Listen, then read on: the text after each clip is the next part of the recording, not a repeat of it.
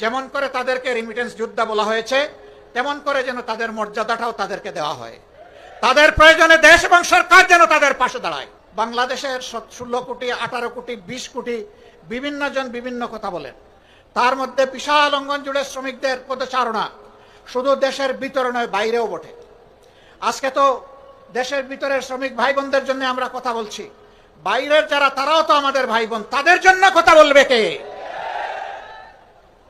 সামান্য রুটি রুজির আশায়, একটু আশ্রয়ের আশায়, একটু ভাগ্য পরিবর্তনের আশায় এরা জীবনের ঝুঁকি নিয়ে সমুদ্রে নৌকার উপর চড়ে বসে, তারপরে কোনো একটা ঢেউ এসে তাদেরকে সমুদ্রের পেটে হজম করে ফেলে।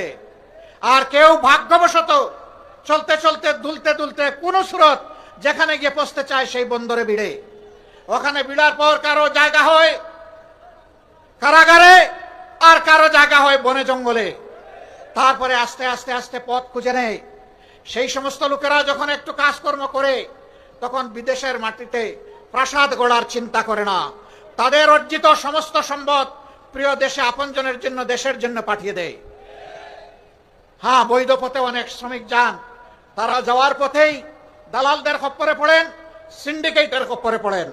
যে টাকা দিয়ে পাশের দেশের দেশসমূহের লোকেরা যায়, তার চাইতে 3 গুণ 4 গুণ ওই দালালদেরকে দিয়ে তাদেরকে বিদেশে যেতে হয়। তখন তারা সেই টাকাটাও পুষাতে পারে না, তাদেরকে মানবেতর জীবনযাপন করতে হয়। 2-4টা দেশে যাওয়ার সুযোগ হয়েছে, দেখার সুযোগ হয়েছে, তারা 3টা শিফটে একটা সিট ভাগাভাগি করে ঘুমায়। সেই সিটের প্রস্থ হচ্ছে 2.5 হাত। একজন ঘুমাইলে ওখানে আর আরেকজন ঘুমাতে পারবে না। একজনের ঘুম না ভাগলে আরেকজনকে অপেক্ষা করতে হবে দাঁড়িয়ে দাঁড়িয়ে। তাদের মুখের গ্রাস তারা স্যাক্রিফাইস করে দেশে টাকা পাঠায়। আমরা খুব সুন্দর করে বলি তারা রেমিটেন্স যোদ্ধা, কিন্তু এই যোদ্ধাদেরকে আমরা মর্যাদা দেই না।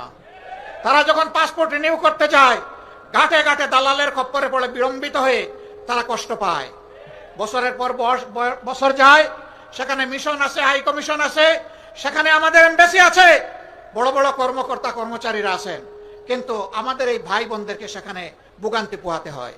তারা কেউ যখন চাকরি হারায়, যদি সঙ্গত কারণে হারায় বলার কিছু নেই, কিন্তু অনেকে অসঙ্গতভাবেও হারায়, তাদের পাশে দাঁড়ানোর কাউকে খুঁজে পাওয়া যায় না। আমরা এই পরিস্থিতি আর দেখতে চাই না। আমরা দেখতে চাই যেমন করে তাদেরকে রেমিটেন্স যোদ্ধা বলা হয়েছে, তেমন করে যেন তাদের মর্যাদাটাও তাদেরকে দেওয়া হয়। তাদের প্রয়োজনে দেশ এবং সরকার যেন তাদের পাশে দাঁড়ায়। যদি ওই সমস্ত এমবাসি এই কাজ না করতে পারে, ওখানে এমবাসি থাকারই কোনো প্রয়োজন নেই। এমবাসি কার জন্যে? এমবাসির কিছু কর্মকর্তা কর্মচারীকে লালন পোষণ করার জন্য নয়। এমবাসি ওখানে দেওয়া হয়েছে দেশের জনগণের স্বার্থকে সেখানে